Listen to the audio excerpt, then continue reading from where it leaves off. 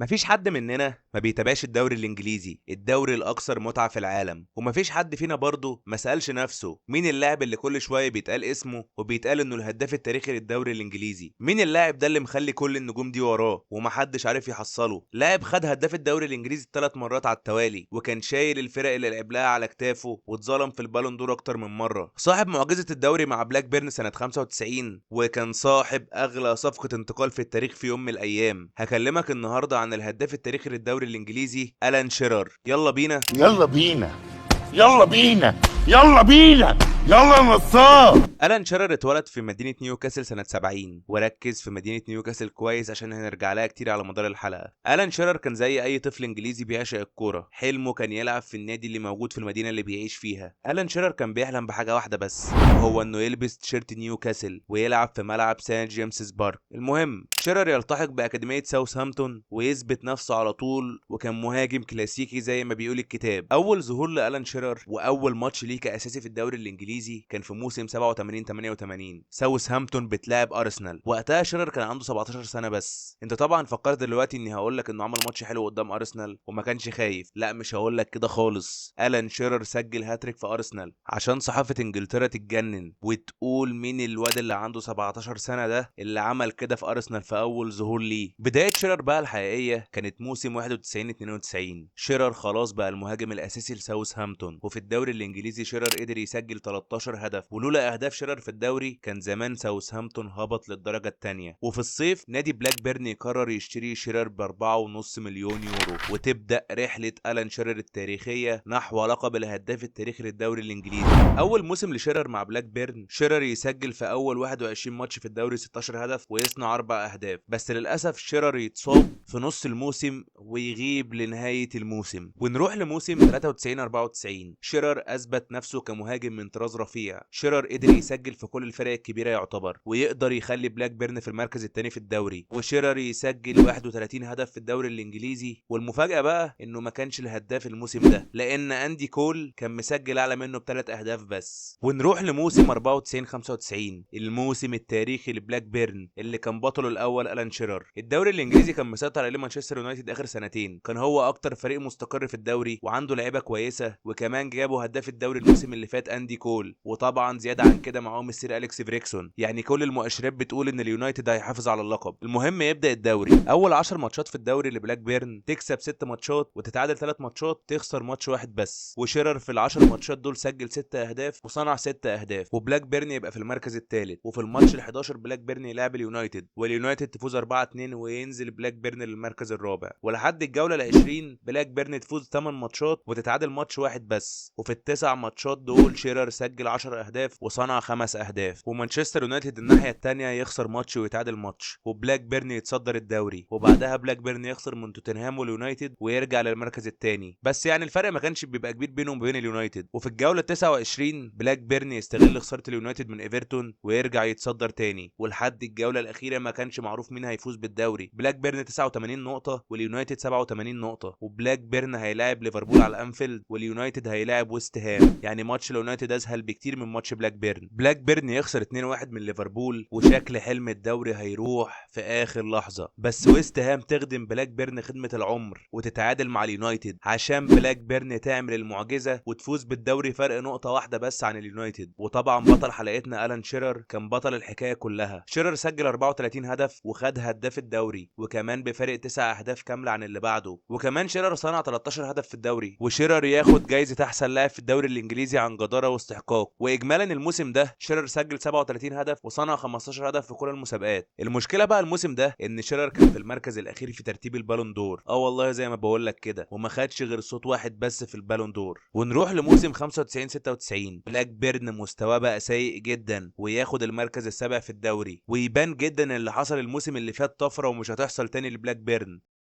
طبعا هتفتكر ان شيرر كان عامل موسم وحش. هقول لك بالعكس، شيرر قدر انه يسجل 31 هدف في الدوري عشان يفوز بهداف الدوري الانجليزي للمره الثانيه على التوالي. واجمالا الموسم ده شيرر سجل 37 هدف وصنع 10 اهداف. وتم استدعاء شيرر ليورو 96 اللي هيتلعب في انجلترا. اول ماتش لانجلترا في دور المجموعات كان قدام سويسرا. انجلترا تتعادل 1-1 وشيرر هو اللي يسجل هدف انجلترا. وفي الماتش الثاني في المجموعات انجلترا تفوز على اسكتلندا 2-0 وشيرر يسجل هدف في الماتش ده. وفي اخر ماتش في المجموعات انجلترا تفوز على هولندا 4-1 وشيرر يسجل هدفين، وفي ربع النهائي انجلترا تتأهل على حساب اسبانيا بضربات الجزاء، وشيرر كان عامل ماتش حلو جدا وكمان سجل ضربة الترجيح بتاعته. وفي نص النهائي انجلترا للاسف تخرج من نص النهائي على ايد المانيا بضربات الجزاء، وشيرر سجل هدف في الماتش ده وسجل كمان ضربة الترجيح اللي شاطها، بس للاسف ساوث جيت يضيع لانجلترا عشان تخرج من البطولة، وشيرر يبقى هداف البطولة برصيد 5 اهداف. وفي الصيف وبعد البطولة الجامدة دي تيجي عروض كتير جدا لشيرر، والكل شايف ان شيرر احسن مهاجم في العالم والعين كلها عليه، وحتى ريال مدريد كان عايز يشتريه ويرد على برشلونة بعد ما اشترت رونالدو الظاهرة، وكمان السير اليكس فريكسون يبقى عايزه في اليونايتد. بس يجي العرض المنتظر واللي مستنيه شيرر طول عمره، نيوكاسل. شيرر ما يترددش لحظة انه يختار الفريق اللي حلم طول عمره انه يلبس التيشيرت بتاعه، وشيرر يقول لا لريال مدريد والمانشستر ويفضل حلم الطفولة والوفاء لمدينته على البطولات. وفعلا شيرر ينتقل لنيوكاسل في صفقة بقيمة 18 مليون يورو، ووقتها دي كانت اغلى صفقة في تاريخ الكورة. وفي يوم 30 يوليو سنة 96 كان يوم تقديم شيرر في ملعب سان جيمس بارك. 15,000 مشجع جايين يشوفوا ابن المدينة بتاعتهم اللي راجع عشان يحقق حلمه، واخيرا شيرر يلبس تيشيرت نيوكاسل عشان يبدأ فصل تاريخي مع اكتر نادي حبه في حياته. وفي ترتيب البالون دور سنة 96 شيرر كان في المركز الثالث. ونروح لموسم 96 97 اول موسم لشيرر مع نيوكاسل. شيرر يسجل 25 هدف في الدوري عشان يبقى هداف الدوري الانجليزي للمرة الثالثة على التوالي، واجمالا شيرر يسجل 28 هدف ويصنع 9 اهداف في كل المسابقات. ونروح لموسم 97 98 شيرر اصابات الركبة تضربه ويغيب تقريبا عن الموسم كله للاصابة ما عدا كام ماتش بس لعبهم. شيرر ما يقدرش يسجل في الدوري الموسم ده غير هدفين بس، ويتم استدعاء شيرر في كاس العالم 98 وشيرر يسجل هدف في تونس وهدف في الارجنتين، بس للاسف انجلترا تخرج من دور 16 بضربات الجزاء قدام الارجنتين. ونروح لموسم 98 99 شيرر يبقى كابتن نيوكاسل الرسمي، ده في الموسم الثالث ليه بس، وده بسبب حب الجماهير الكبير ليه. نيوكاسل تبقى في المركز ال 12 في الدوري، وللاسف شيرر غاب عن 8 ماتشات، والثمان ماتشات دول نيوكاسل خسر فيهم 11 نقطة. شيرر سجل في الدوري الموسم ده 14 هدف، وعلى فكرة ده رقم حلو خصوصا ان هداف الدوري الموسم ده كان جايب 18 هدف بس، يعني شيرر لو ما كانش غاب عن الثمان ماتشات دول كان ممكن يكون بسهولة جدا هداف الدوري الانجليزي. ونروح لموسم 99 2000 شيرر يسجل 23 هدف في الدوري ويبقى في المركز الثاني في ترتيب الهدافين، وشيرر كان عامل اداء عالي جدا الموسم ده، بس للاسف نيوكاسل برضه تفضل في المركز ال 12 في الدوري. واجمالا الموسم ده شيرر يسجل 30 هدف ويصنع 13 هدف، وتم استدعاء شيرر ليورو 2000. شيرر يسجل هدفين في البطولة، بس للاسف انجلترا تخرج من دور المجموعات، وبعد البطولة دي شيرر يعلن اعتزاله الدولي عشان يقدر يركز اكتر مع نيوكاسل ويبعد عن الاصابات. ونروح لموسم 2000 2001 شيرر يغيب عن 19 ماتش للاصابة وما يقدرش يسجل غير 5 اهداف بس في الدوري، ونيوكاسل تبقى في المركز ال 11 في الدوري الموسم ده. ونروح لموسم 2001 2002 شيرر الاصابات تبعد عنه ويرجع زي ما كان هداف بالفطرة. شيرر يسجل 23 هدف في الدوري ويبقى في المركز الثاني في ترتيب الهدافين بعد تيري هنري اللي كان مسجل اعلى منه بهدف واحد بس. ونيوكاسل يبقى في المركز الرابع في الدوري وهيلعب دوري الابطال الموسم الجاي. واخيرا تعب شيرر بيترجم مع نيوكاسل لحاجة كويسة.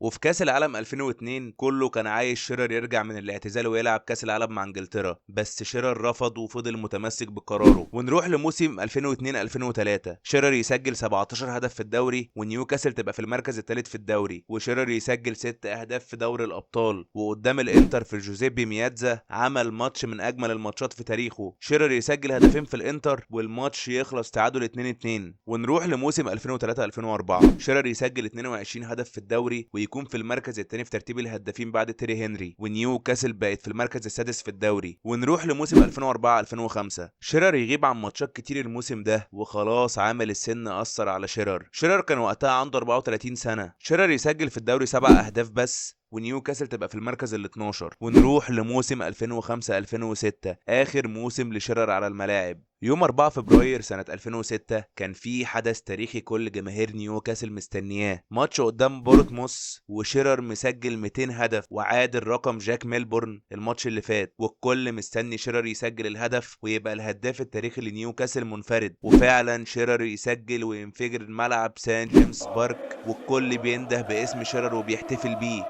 وبعدها شيرر يسجل 5 اهداف كمان ويعتزل في ماتش ساندرلاند قبل نهاية الدوري ب3 ماتشات بس بسبب الإصابة. ألان شيرر هو هداف البريمير ليج التاريخي برصيد 260 هدف، ومفيش حد لحد دلوقتي قادر يقرب للرقم ده. وزي ما قلت لك شيرر هو الهداف التاريخي لنيوكاسل ب 206 هدف. وبعد كده اتعمل لألان شيرر تمثال في ملعب سان جيمس بارك، وظهر التمثال وهو بيحتفل احتفاله الأيقوني. شيرر سجل 374 هدف مع الأندية اللي لعب لها، غير 30 هدف دولي مع انجلترا. قصة ألان شيرر قصة فريدة من نوعها، حلم انه يلعب لنيوكاسل وبقى الهداف التاريخي لنيوكاسل، وده يديك امل ويبين لك ان الاحلام بتتحقق عادي جدا، احلم انت بس. وفي النهاية لو عجبك الفيديو ما تنساش اللايك والاشتراك وتفعل زر الجرس، وقول لي تحب اتكلم عن مين الحلقة الجاية.